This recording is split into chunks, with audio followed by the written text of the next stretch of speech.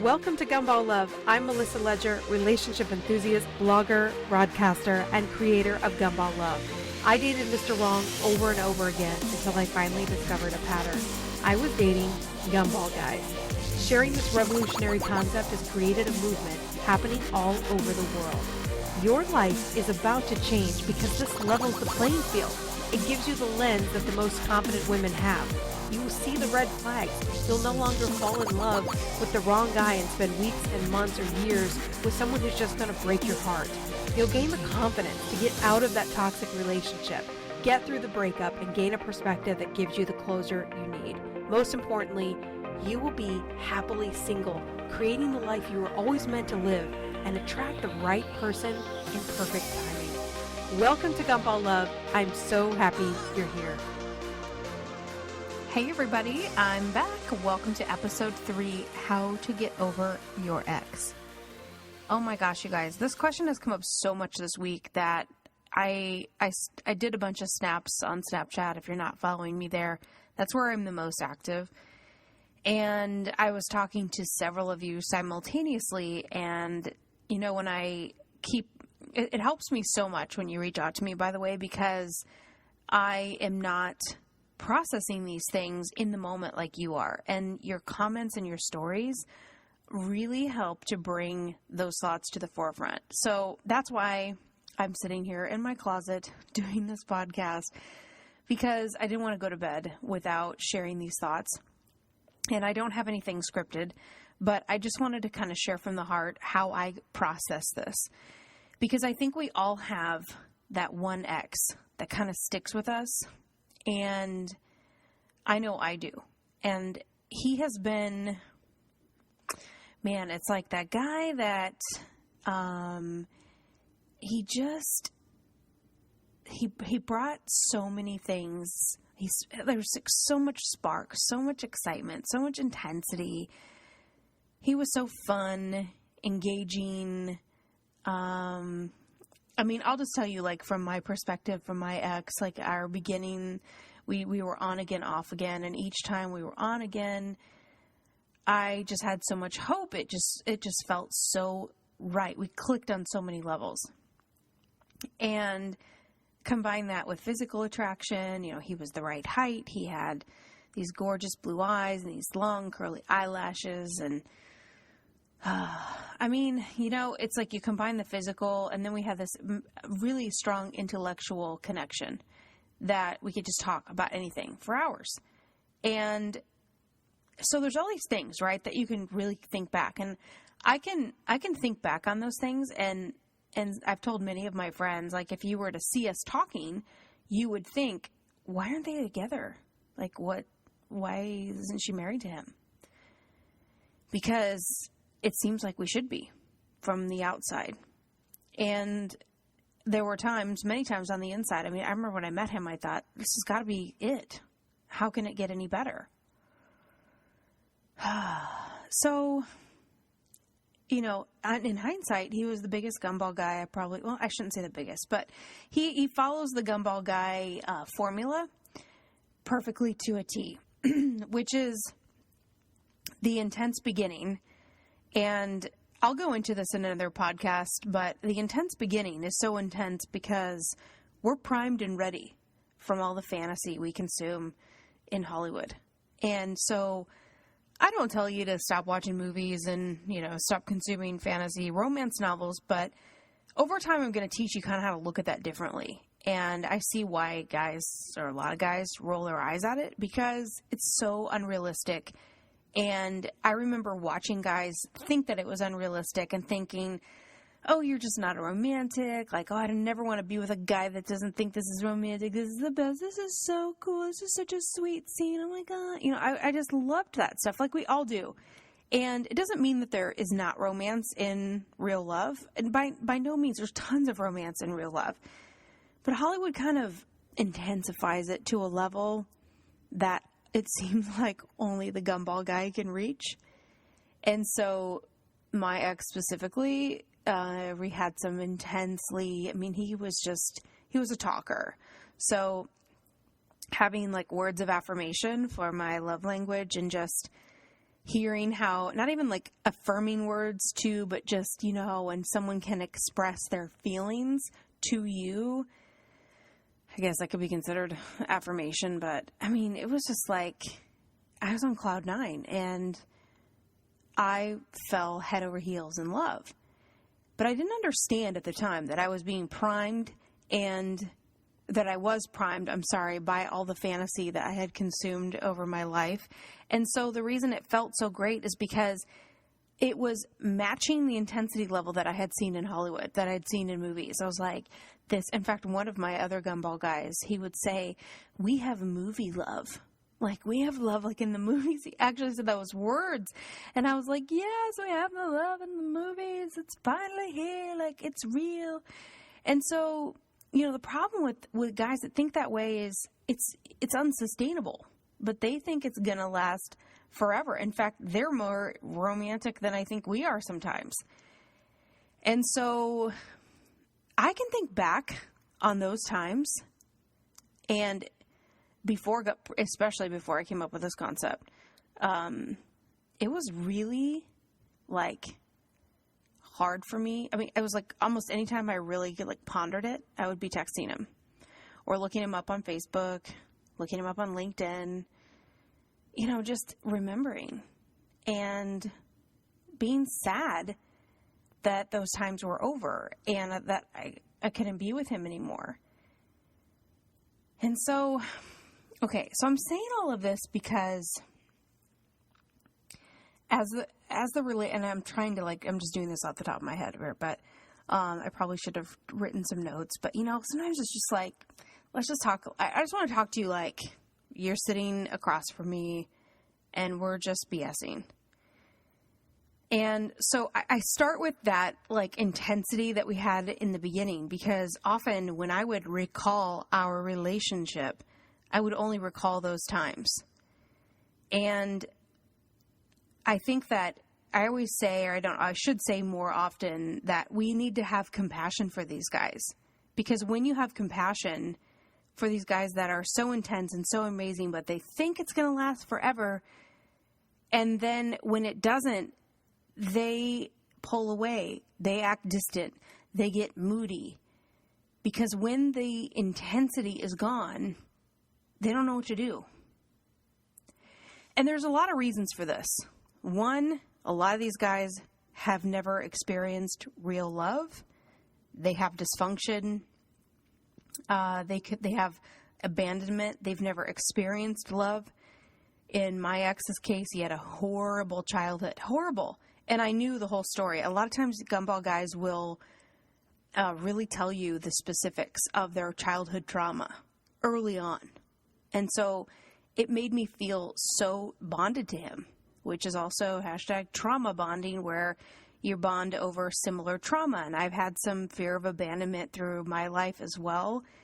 And so I really felt like I understood him. And I felt like we were even closer because I understood his trauma and his injuries. And so, you know, when you have this, I remember having this 6 foot 6 inch, 275 pound guy laying in my lap. You know, I'm stroking his hair and he's crying, telling me about his childhood. And it just makes you, you just feel so much love for them. And first of all, I want to say that it's okay to feel love for them. I mean, I think it's great that you have a warm heart and you're passionate. And I mean, even to this day, I don't have time to tell you the whole story with him, but even to this day, I can say I still have love in my heart for him, and I care about him, and I wish so much that he could be, or that he could handle and was capable of being married, that his issues wouldn't be. I just wish he didn't have the issues he had, but I'm trying to get to that. All right, so we're only 8 minutes in here. I'm going to try to get this out quickly so I can give you the steps. I mean, basically, after the intensity would start to wear off, each time with him, I'd go to text him and There'd be like no response. And then I would get worried, but then I'd try not to panic. And then there would be a response, but it would be off. And I'd be like, what the F is that? Like, what? Okay. What are these texts? And then I'm sitting there like, okay, don't freak out. She's just having a bad day. But I knew. It was like, especially like the second or third time we'd gotten back together, I'm like, here we go again. The distancing, the not replying, blowing off plans.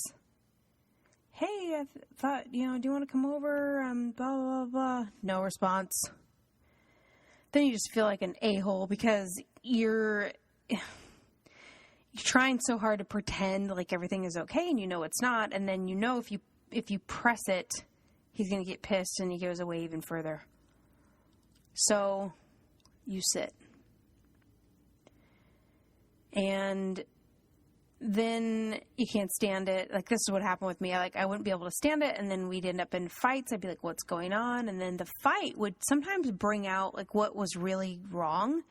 And sometimes it was just something completely unrelated, or, I mean, you know how it is. You just have these fights, and then you make up, but then you're, like, never quite clear on what is wrong. Like, why can't we just, like, why can't this just stabilize? And it would for periods of time. But then something would always happen. Or, it would just be the fear of something happening. And, as I look back, I've even been able to talk to him later.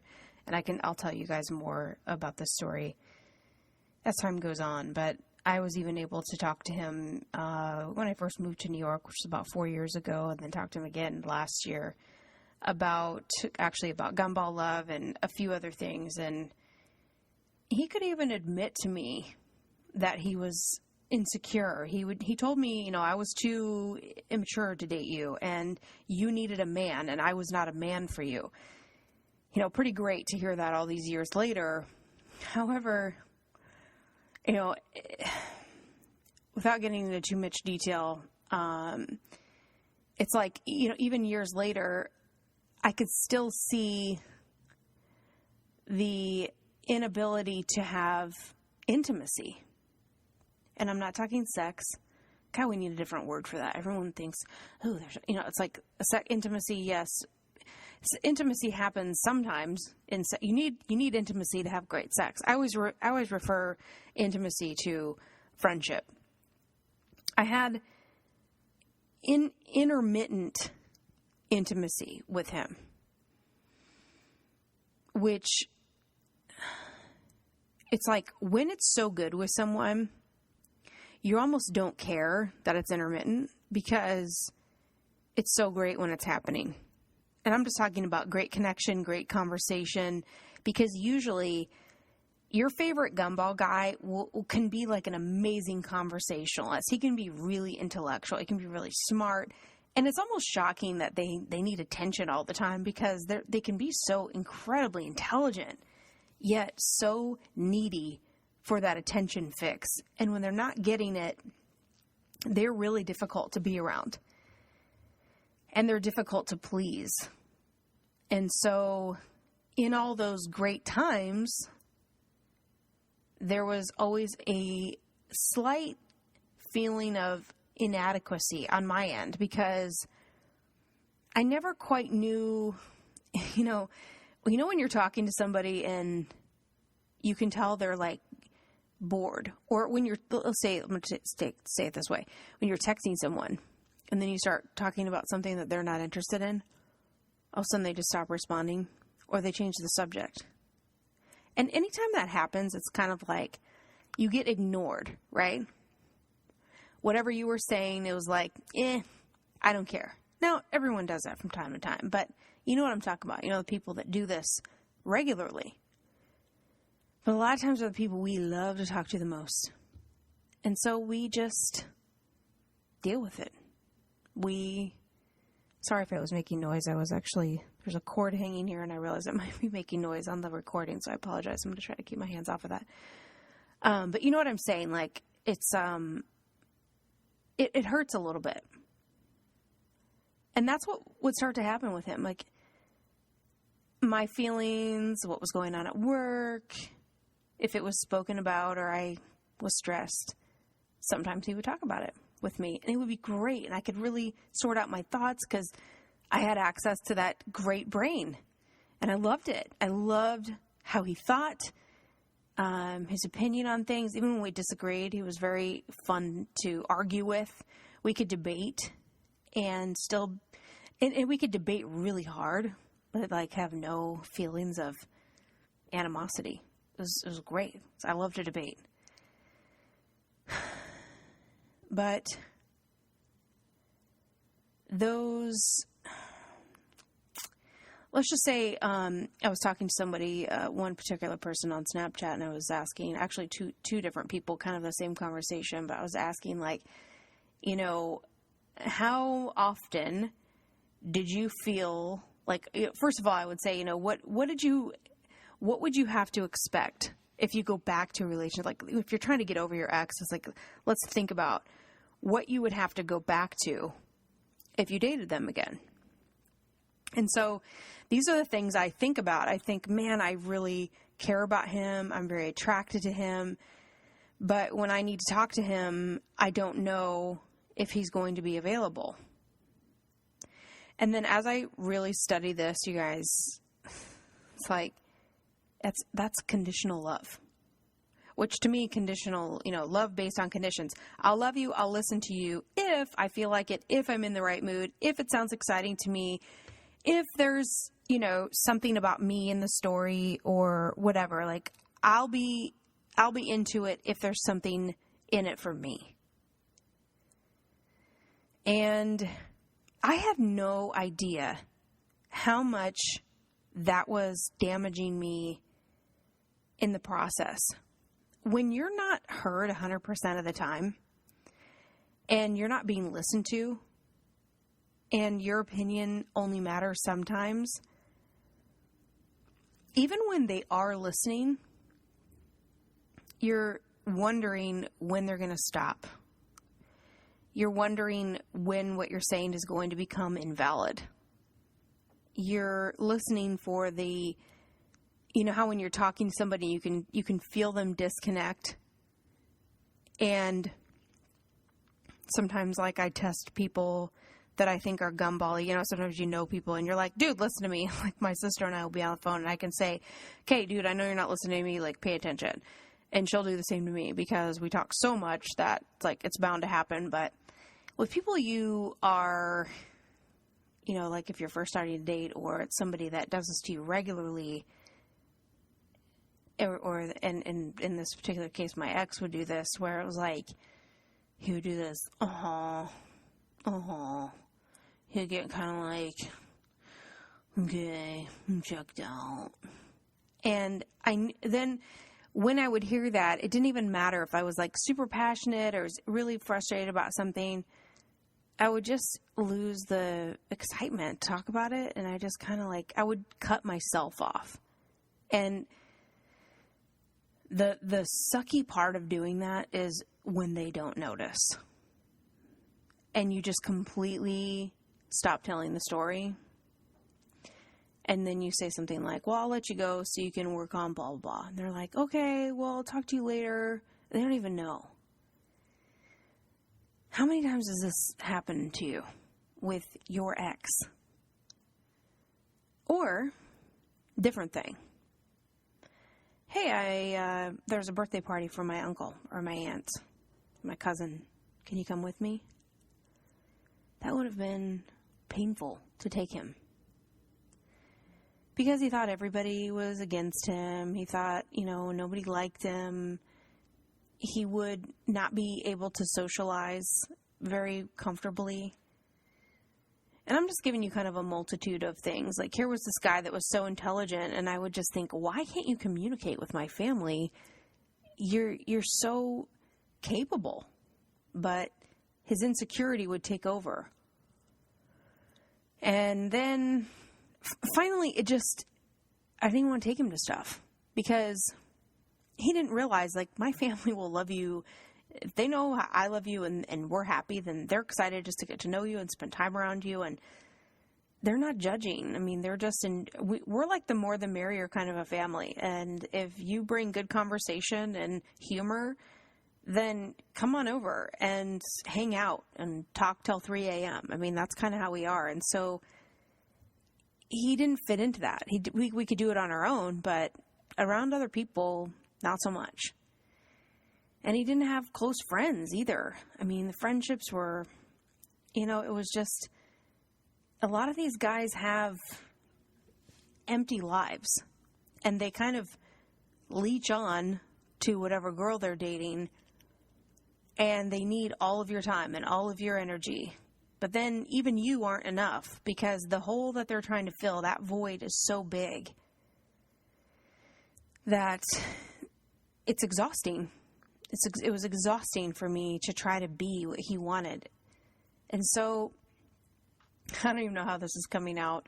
Hopefully this is making sense, because this is what I think about.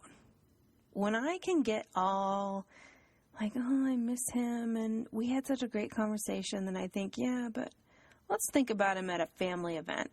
Let's think about him on a day when you really need to talk about something at work. Let's think about him on a day that you are celebrating a success. Like when I went to Kara Alwaleba's book signing party at the Pyramid, there was her husband standing by her side the whole night. And we both shared that we're not like clubbing people, but Kara was dancing the night away, and he was just like going to be there for her and supporting her through massive success.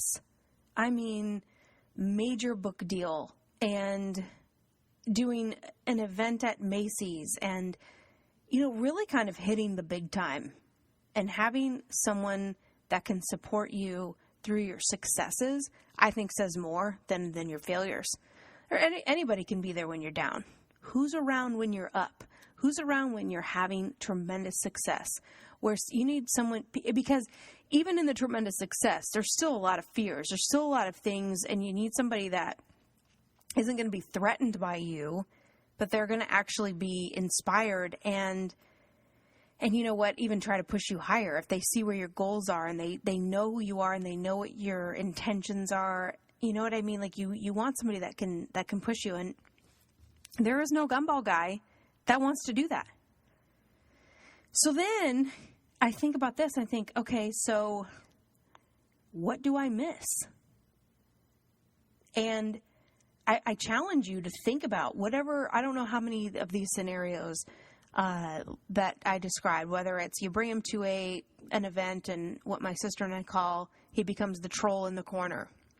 Do you have a troll in the corner where he sits there and doesn't talk to anybody, or looks in his phone, or can't introduce himself, or, wants to leave, makes it uncomfortable for you at the event, so you feel like, you're there, but you don't feel like you can really enjoy yourself because he's a social moron, or refuses to put himself out there and just will make it uncomfortable for you no matter what.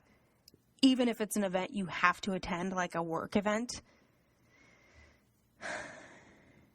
Have you lost the romance for your ex yet? Because this is how I do it. I think back and I'm like, yep, we had great talks. He's really cute. We had some fun times. But the reality of him in my everyday life does not fit. And it's intensely unromantic.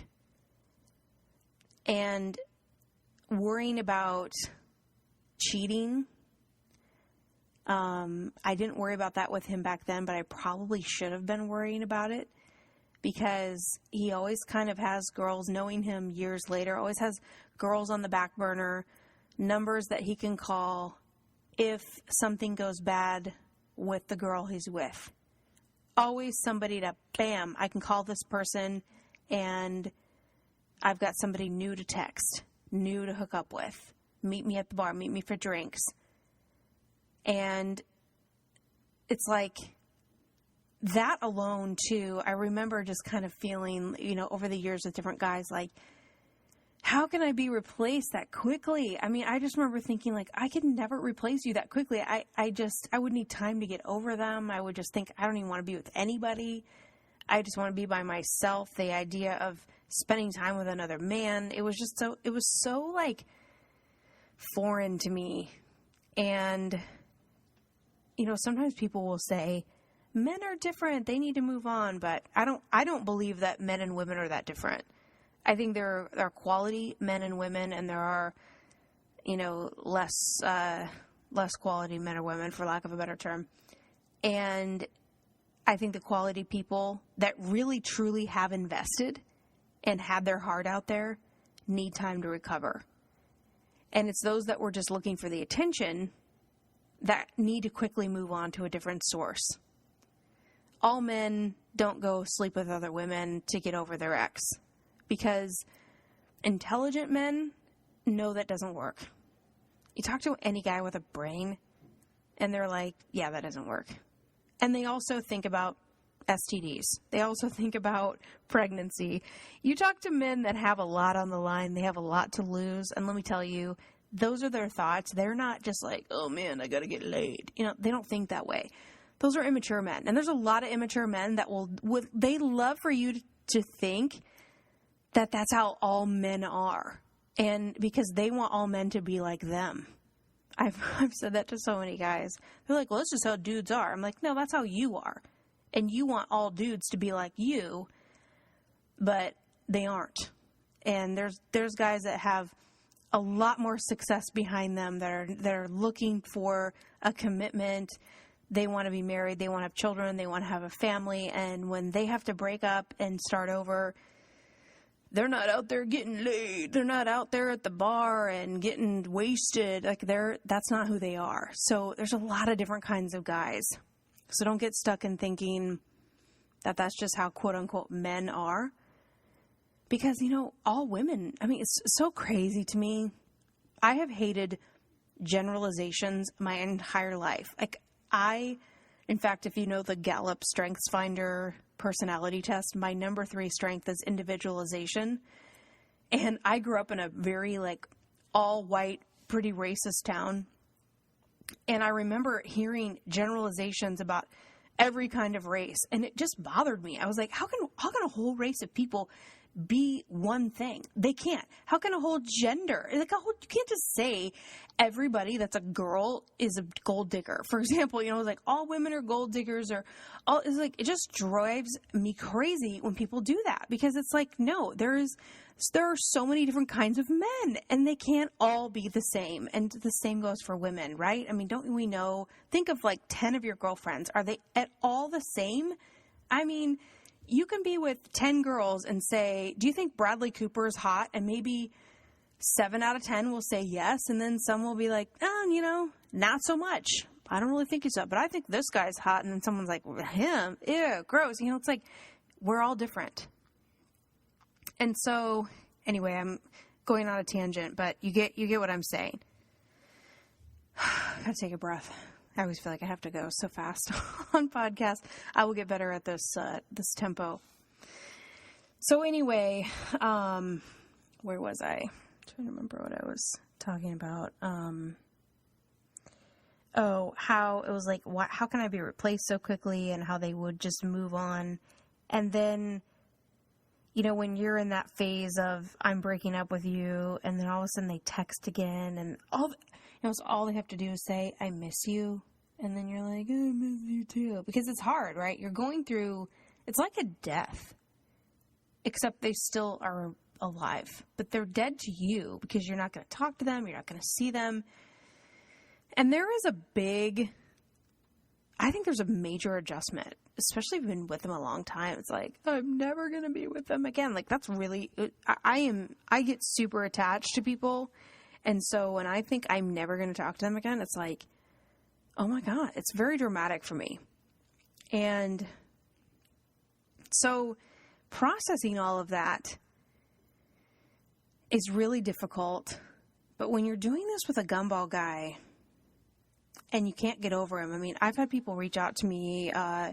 Some people are still harboring this at 10 years, which sounds like a long time, but I totally get it.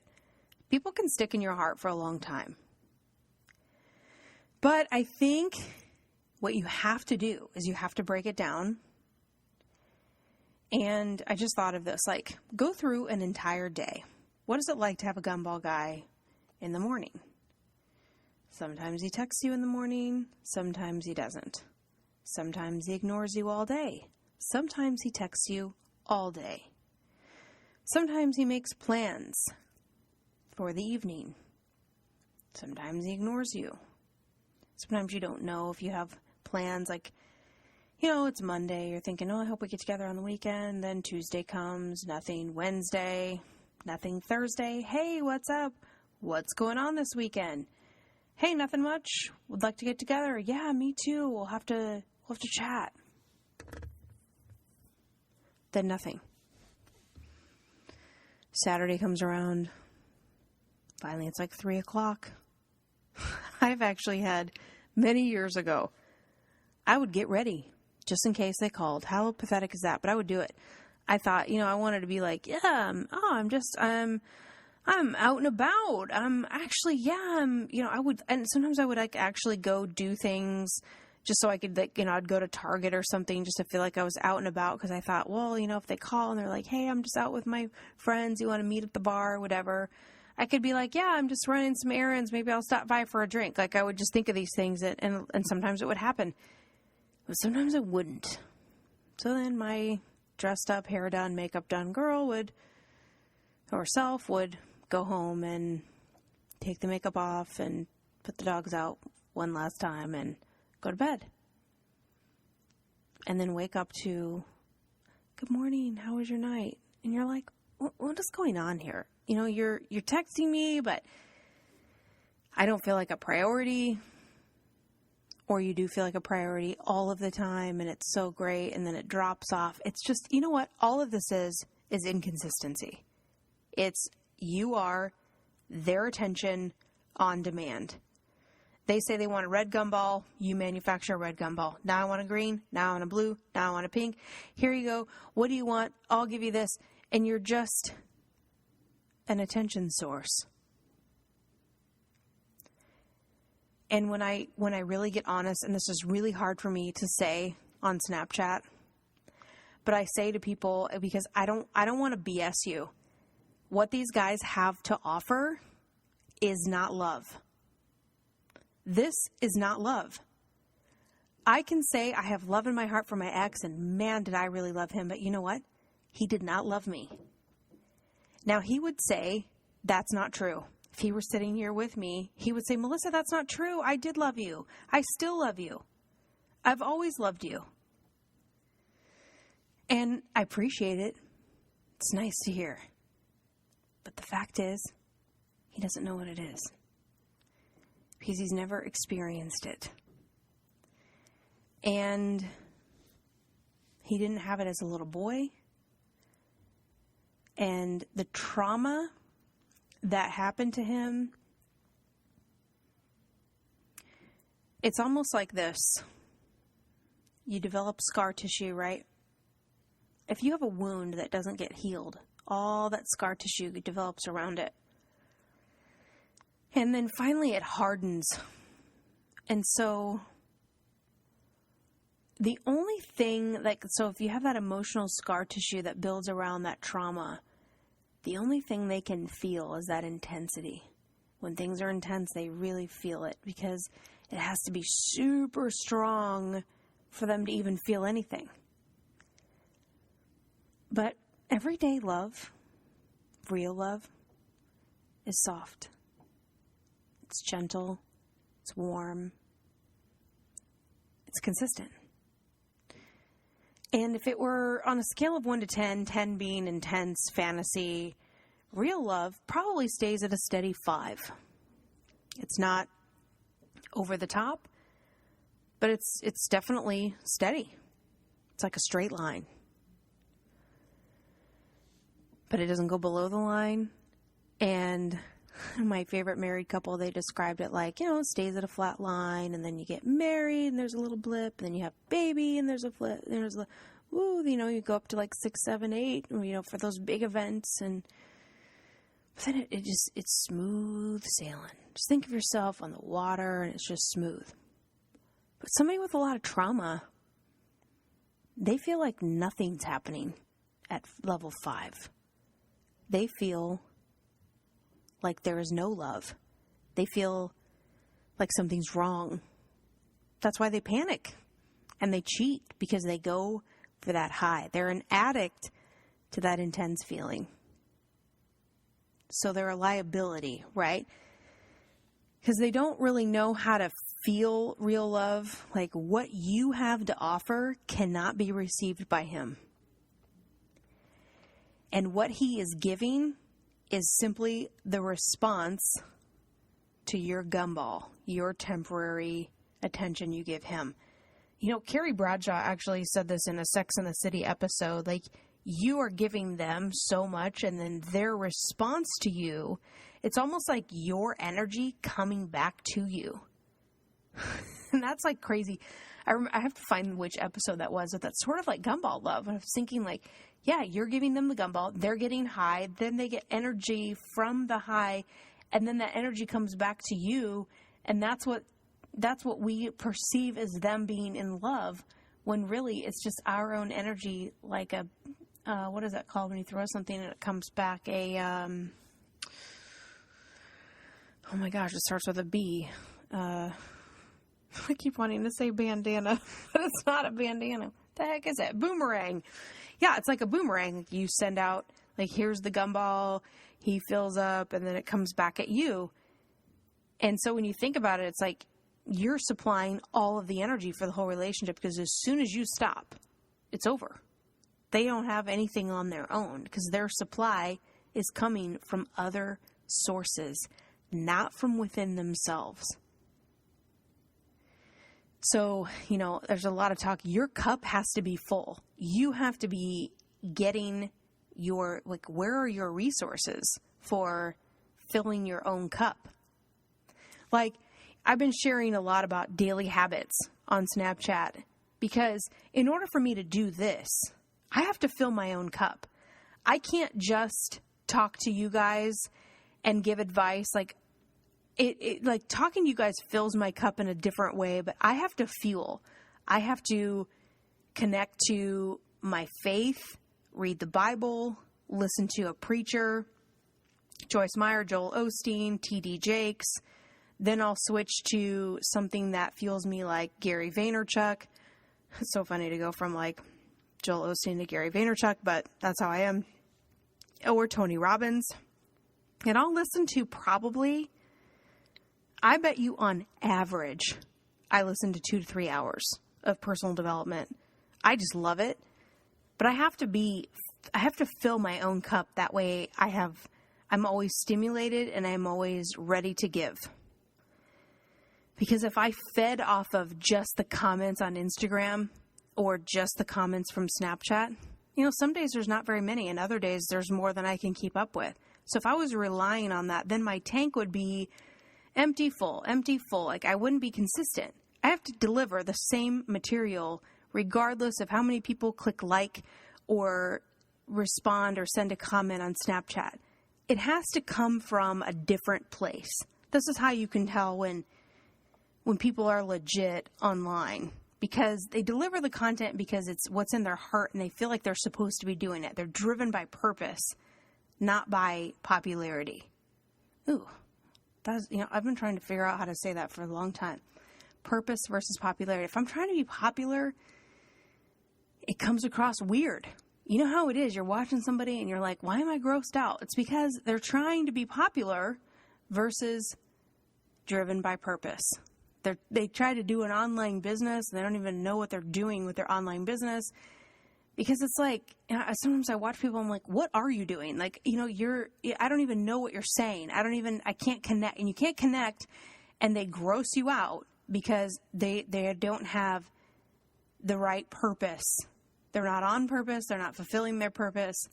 and they want to be popular. And this is exactly how it works with a gumball guy. They're always looking to fill their cup somewhere else. And so when you have problems in your relationship, you fight.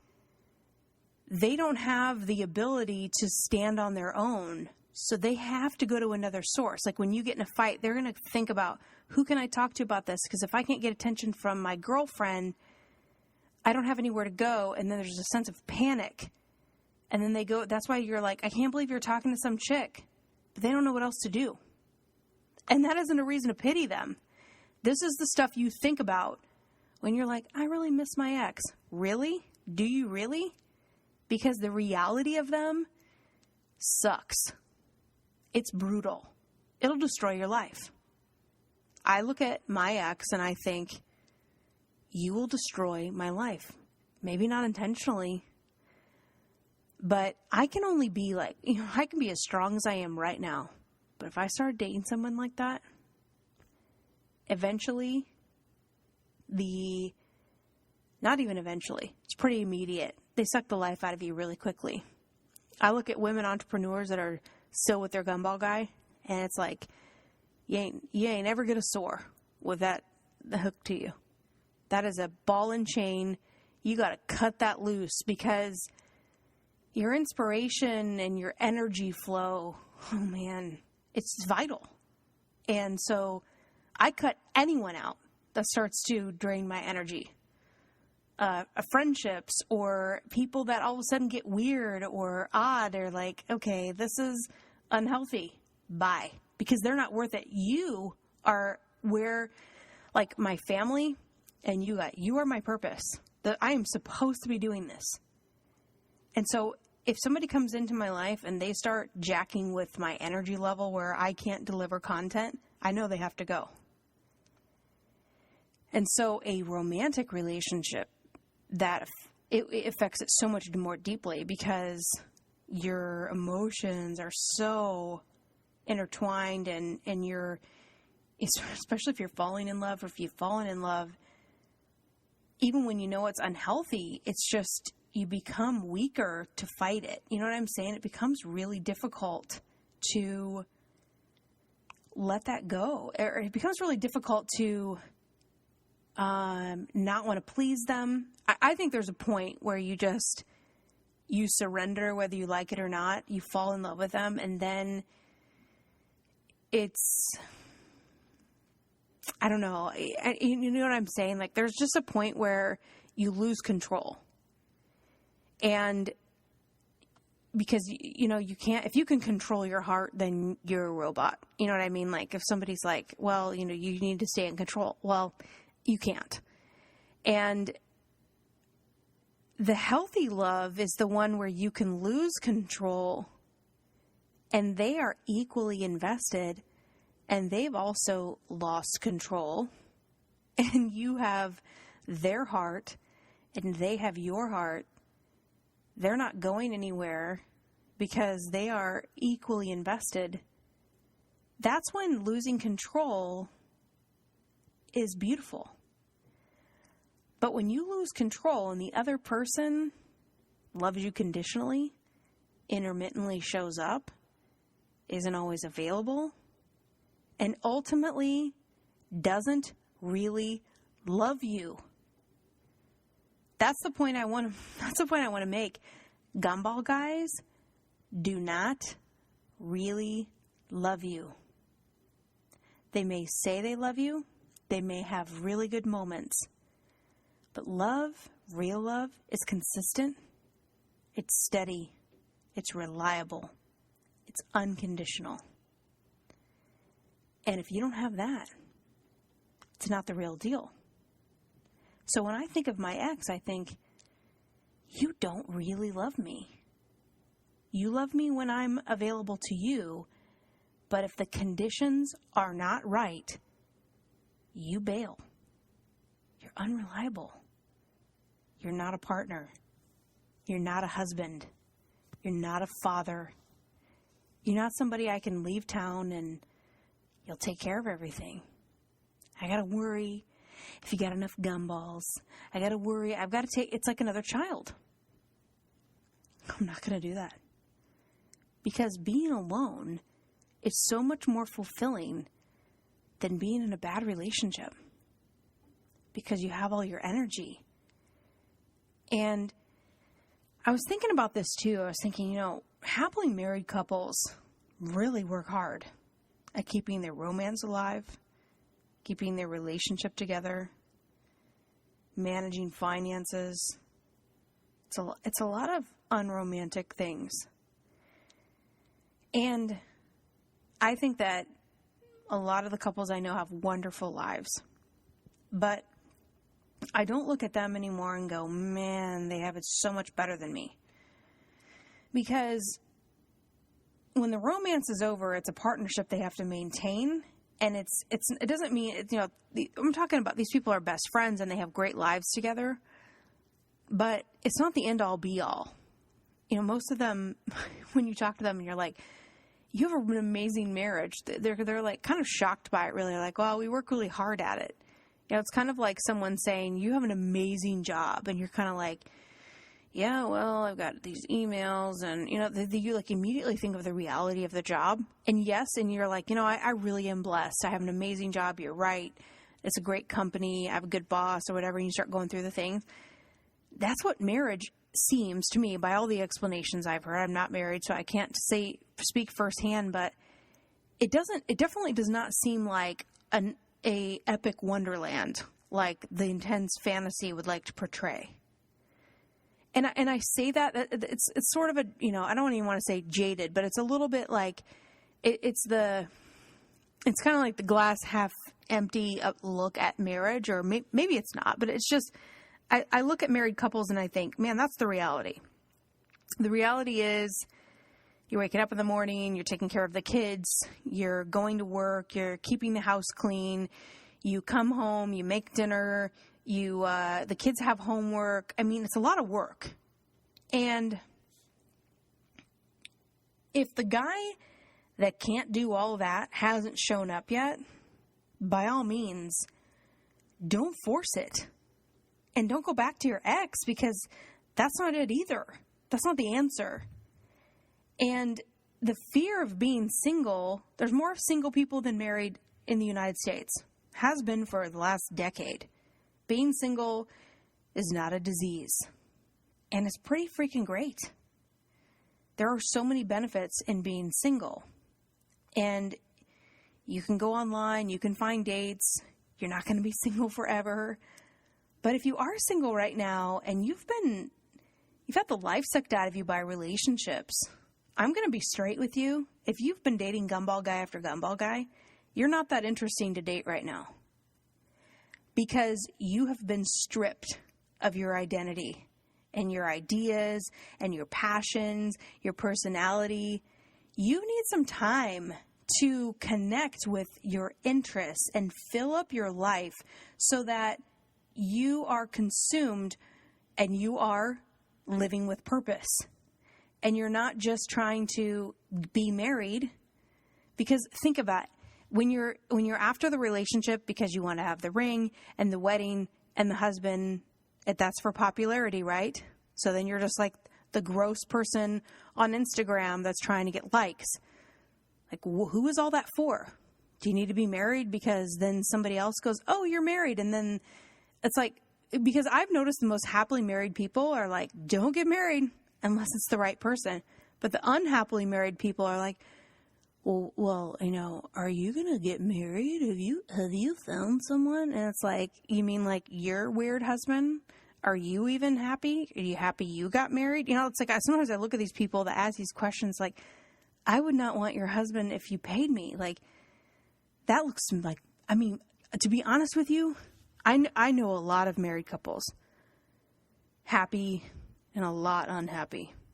I look at some of those situations and I'm like, I can't imagine being married, but they're married. They have that wedding.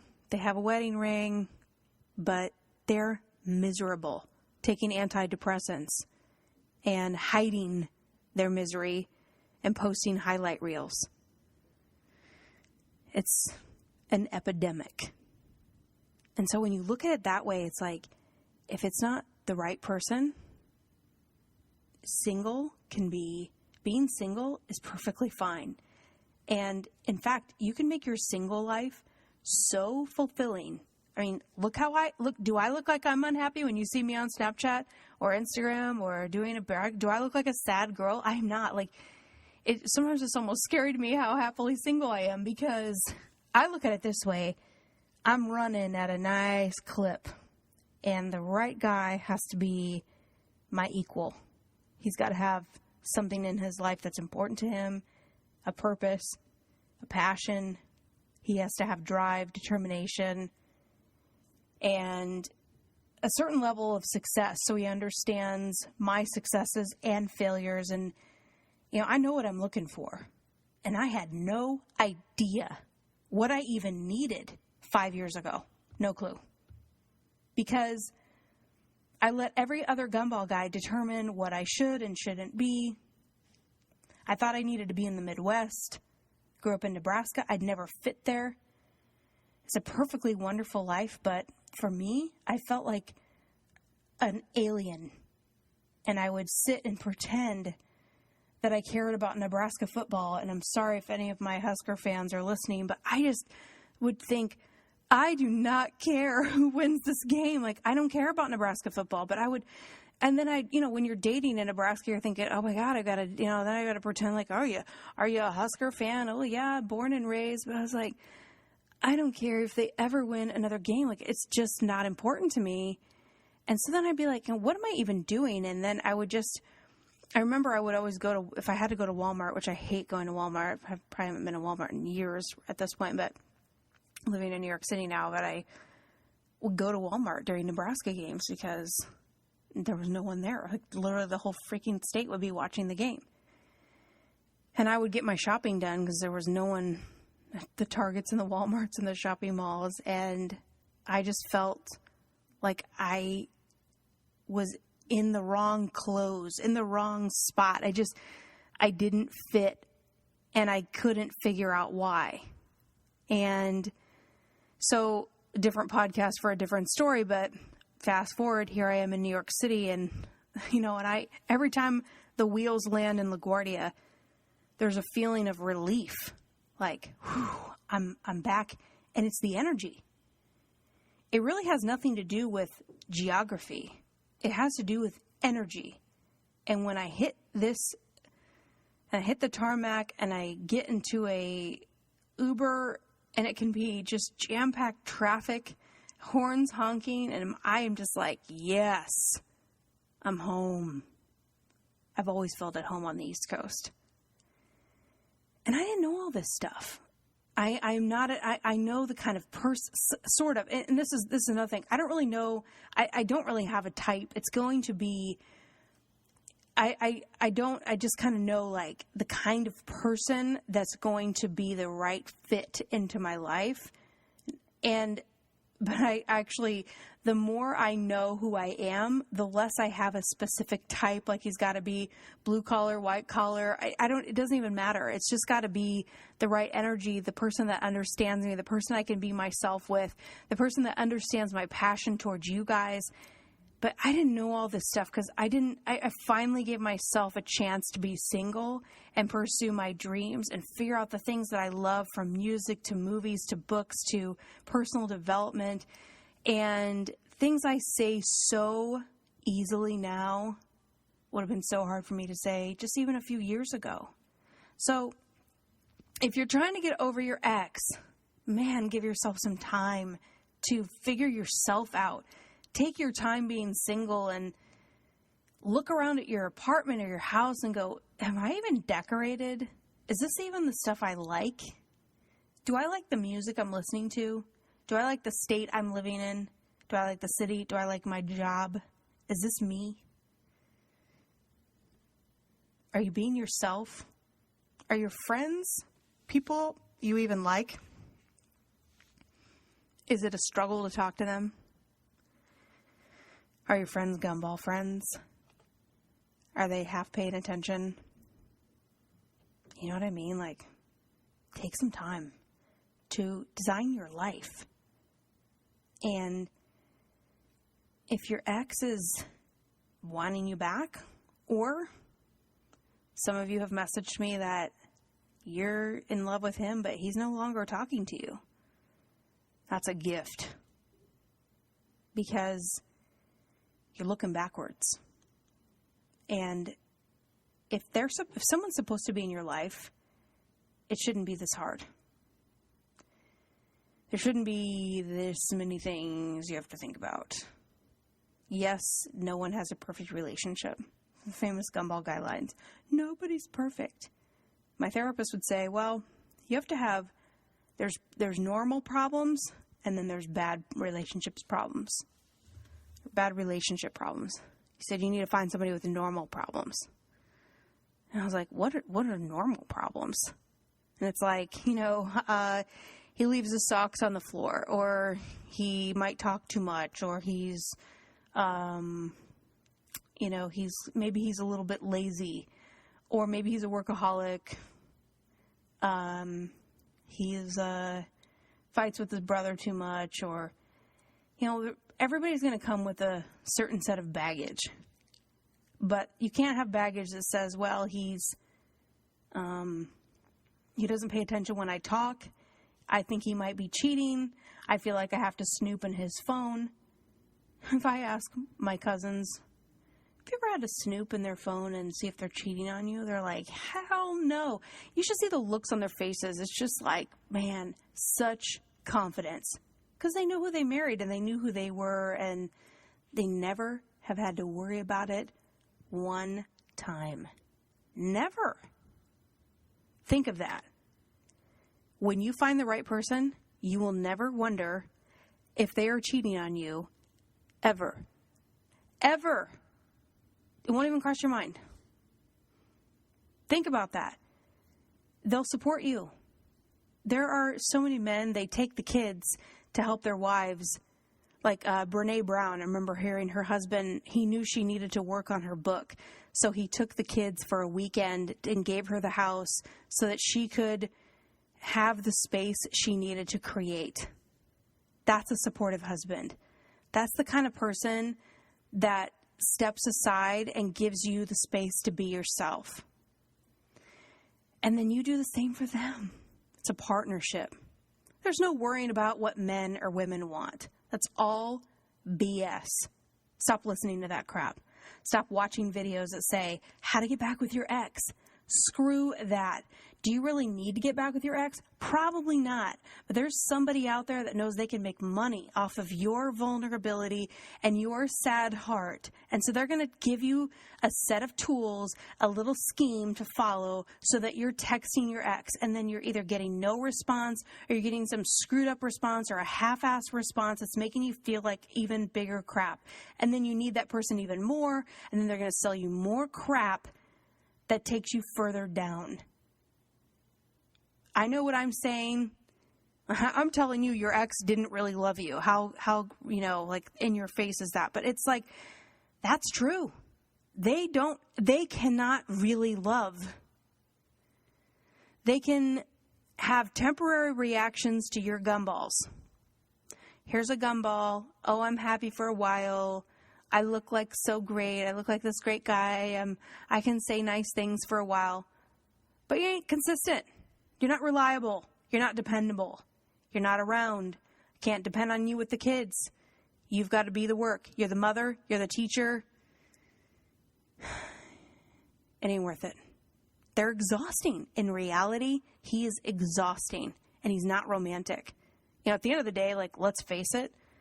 These guys stop being romantic, pretty much after that infatuation. Yeah, they might get drunk or high on something and be romantic once in a while, but for the most part, it's over. You've already experienced the best that they have to offer. And the best they had to offer was the high that they got from your attention. So, to sum this up, I want you to unromanticize the crap out of the feelings that you have with your ex. I want you to go back through the reality of what it actually was versus what it used to be in the beginning, what it could be, how great of a guy he is, how great of a heart you think he has, blah, blah, blah. He didn't deliver. he didn't deliver. He didn't fulfill those BS promises.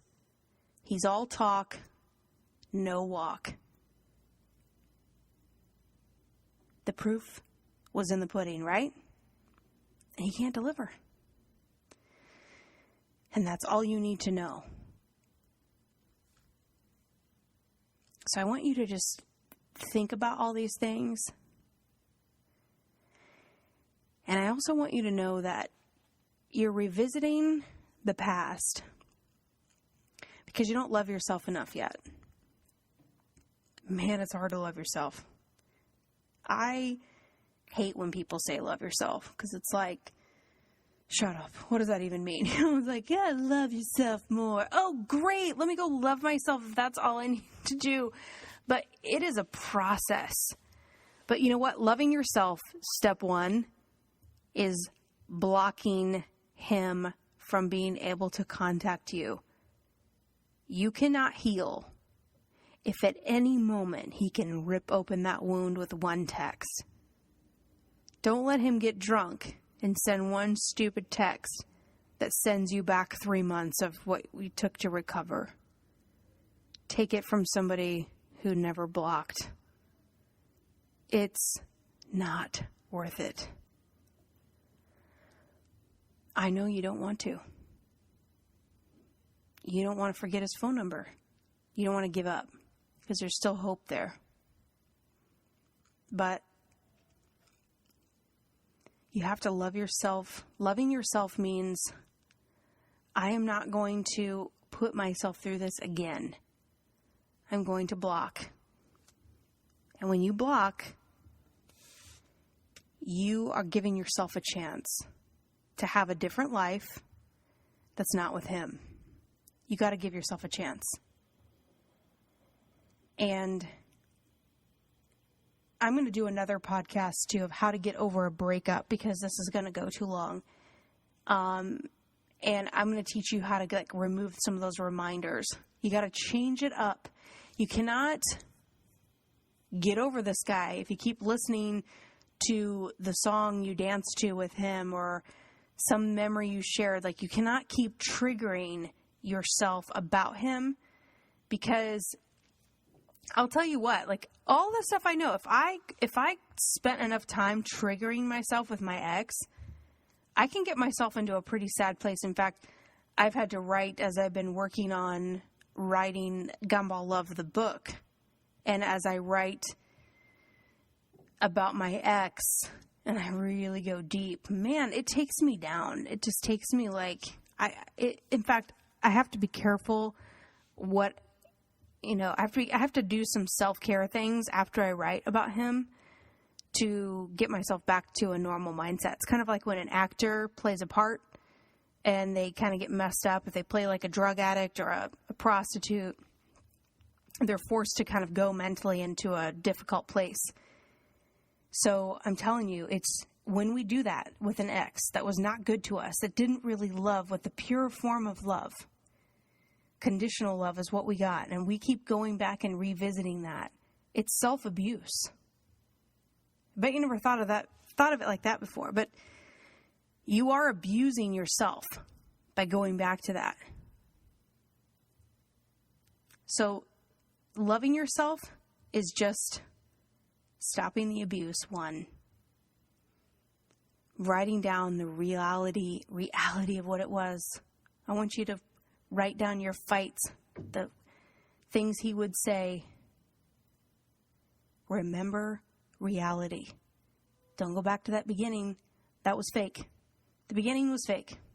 I'm sorry, but it was. It was all BS. He was high as a kite on attention and validation. He was feeling so good about himself. And so he kept feeding himself gumballs, feeding you gumballs. It's the schmoopy, lovey-dovey. It works. It's very effective. But it's not love. It's a bunch of fluff. So don't go revisit a bunch of fake stuff and then rewriting an ending that didn't exist. Because that is abusing yourself and taking yourself into a false world. And then you start turning on the right music while you're revisiting that, and you can get yourself pretty good and depressed. So how do you reverse it?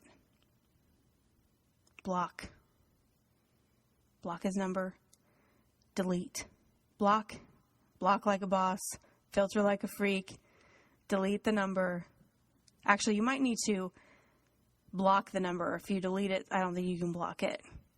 So you put the name, put it under the name ignore, and then, especially if you have multiple guys, like you've all been online dating, I have to check if this is still in my phone. I used to have a contact name, Ignore. I'm pretty sure it's probably still in there. And there's a bunch of numbers. Some of them were just guys that like wouldn't stop texting. And I was just like, okay, you're going to my Ignore contact, and you can have multiple numbers within that contact. And then you block all of those callers with one touch of your hand, and they're all gone. None of them can text you or call you. Then you block the email. You block on social media. Anywhere you can see him, you block. He doesn't even have to be a bad person or mean to you. It just means he no longer gets to see what you're doing, and you cannot go see what he's doing. You have got to resist the temptation of looking him up. So if you block him, it also prevents you from looking him up. And that's the beginning. And so I will do the next podcast about how to get over this breakup. If this is brand new for you, and for some of you, I know it's not brand new. You're still trying to get over the breakup, and maybe it's been months or years. And you know what? Who cares? If that's where you are, it's where you are. Don't be ashamed of that. You have a big heart, and you had a tremendously amazing experience with this guy. And maybe, it's like, well, Melissa, if it wasn't really love on his part, it certainly was on mine. Hey, I get it. I'm just trying to give you a reality sandwich so you can check yourself before you wreck yourself. You know what I mean? You got to check yourself. Okay, what was this really? Yes, I loved him and he feels like he loved me, but what I got was not really love, because love is consistent. It's patient. It celebrates with me. It hangs out with me at grandma's birthday party. It helps clean up after the party. It helps my sister when she has to move. It sits there with my girlfriend when she's having problems and we're having dinner and she talks and my husband chimes in. This is what good guys do. I have sat with my friends' husbands, and I've had things I'm talking through or just work things. It doesn't even have to be something tragic, but they sit there and talk to me and become my friend as well as her being. If I have friends that are married where I can sit and talk to their husband one-on-one, and it's no different than talking to her, or it's it's almost like I get this bonus friend because I can get his perspective and her perspective, and they care about me as well as, it's not like they're just sitting there out of obligation. It's because they're a decent person. One, they love their wife and this is their wife's friend or family member. And so they're just yeah, what's going on? They're available. They're not annoyed. They're not being inconvenienced. What an amazing thing, right? This is what you should expect. And if you don't have it, it's not love. And I know that's harsh, but I want you to know, and this is why I do this. It's oh my gosh, this whole time I didn't know what freaking love was. I didn't know what I was supposed to be getting. I was getting this freaking knockoff version, Gumball love. Are you kidding me? That's what I've been putting up with. That's what I've been spending time with. That's what I've been investing in. A bunch of Gumball guys. Never again. And never again for you. This is over. You're done with this guy.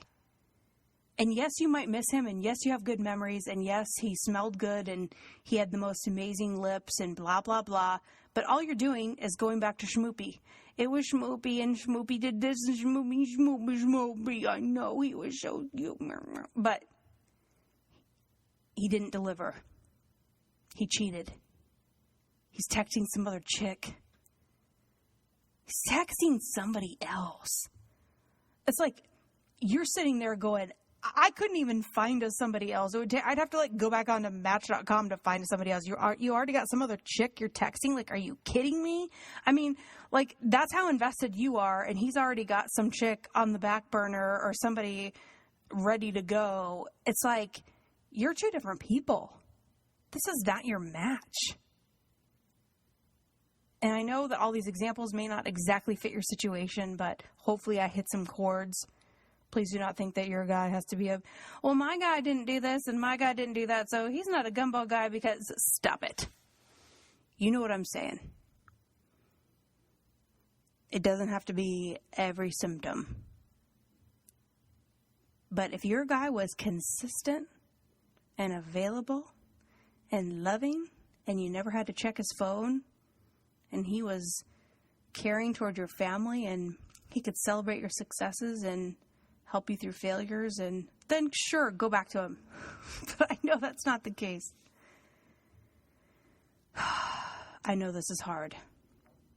I know it's so freaking hard, but you can do this. And don't beat yourself up. Who cares if you're not over him?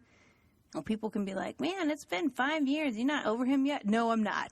I'm sorry. I'm not. Get over it. It's like, who cares what all those people say? You've got to go through your process, and your process is in your own timing. So, like my mom says, sometimes you got to land that airplane. You ain't jumping out right now. Your parachute feels unsecure. So you're going to stay and you're going to land the airplane. You got to do it in your own timing. I get it. But I think that when we face reality and we really do come to terms with what we miss about this person versus what actually happened in the real relationship, and what was it like day to day? What was it really like? How did you really feel? Did you feel loved? Did you feel respected? If the answer is no, then he's not the one. Okay. All right. It's 1 hour, 11 minutes, and it was 11 seconds just a second ago. I have this thing with 11s. I don't know. I see them everywhere. All right. I hope this helps. And I know this is long. I have a feeling that my podcasts are going to be long, so you might have to pause and come back. I know you have a life, but whether you're putting on your makeup or walking your dogs or wherever you are, or if you're in your car on your way to work or going home, in another place, in another country, if you're in England or Germany or France or Australia. It's crazy to me how all of you are all over the place. Thank you for listening. Know that I want the best for you. I want you to have real love. I want you to have the real thing. I don't want you to ever question your worth. I don't want you to sit there and be talking about something important to you and feel like it doesn't matter, or feel like you're boring, or feel like you're not interesting, or feel like what you are passionate about is not good enough, because it is. And the person who falls in love with the real you underneath it all is going to be hanging on every word, because he's going to want the best for you. And he's not going to be the perfect guy. You're not the perfect girl.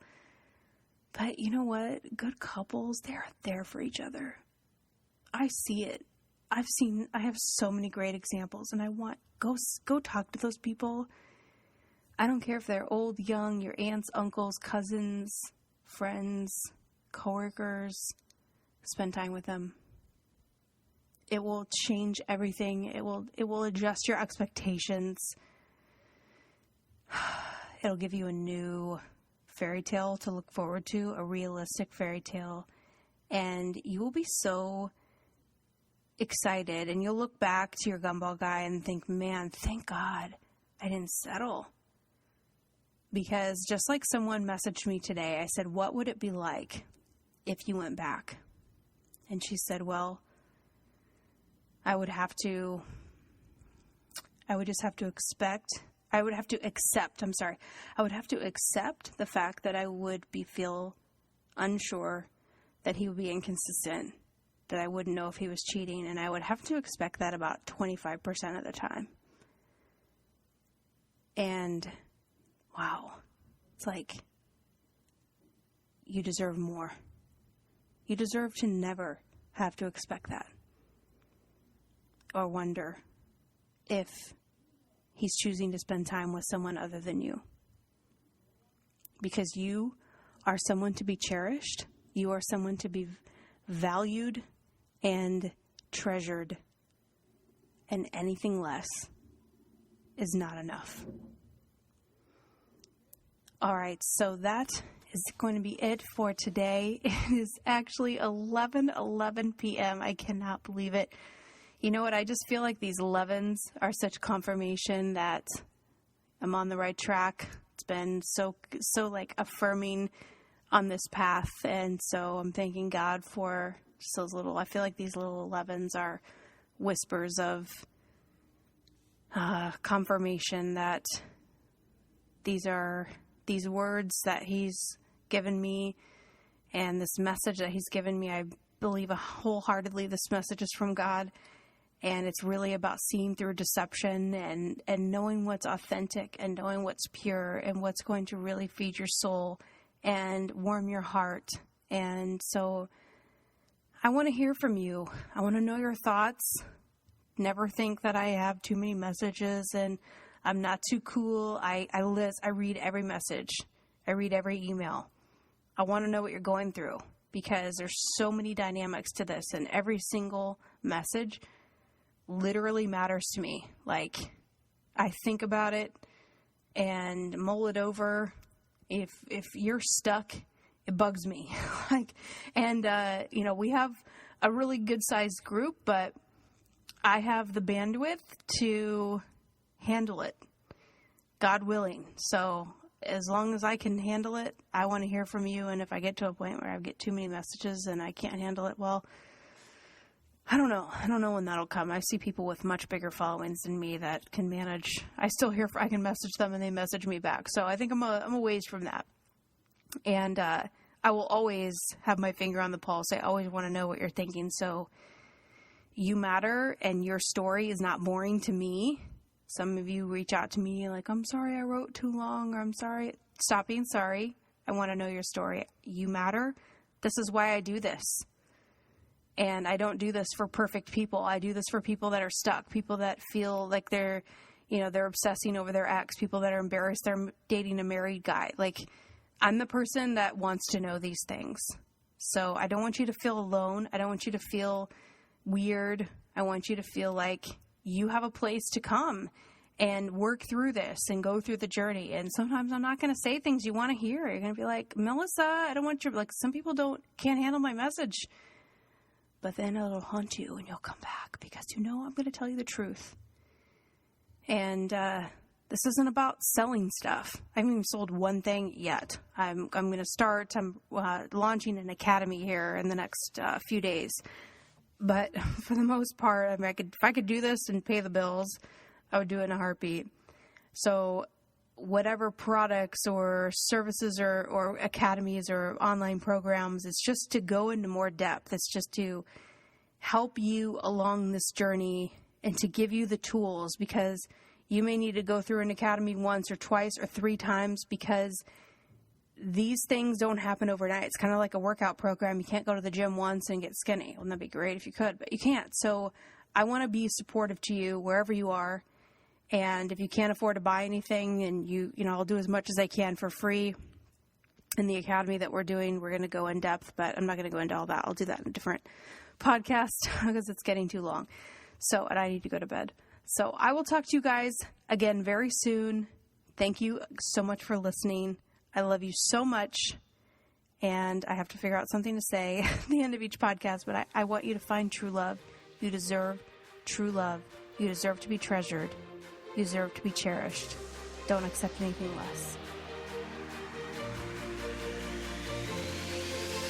Thank you so much for listening. If you like this episode, can you do me a quick favor and leave a review? I want to know exactly how this resonated with you and any aha moments you had. Also, your review helps the success of this show, and it will put it on the radar of someone that may never have heard of it otherwise. If you would like more information or a private coaching session, visit gumballlove.com or send me an email, melissa@gumballlove.com. Remember, focus on creating your best life. Spend time only with those who treasure and cherish you, and know that you have already arrived at being enough. I'll leave you with my favorite quote by Henry David Thoreau. Go confidently in the direction of your dreams and live the life you have imagined. Until next time, I love you so much, and I'll see you soon.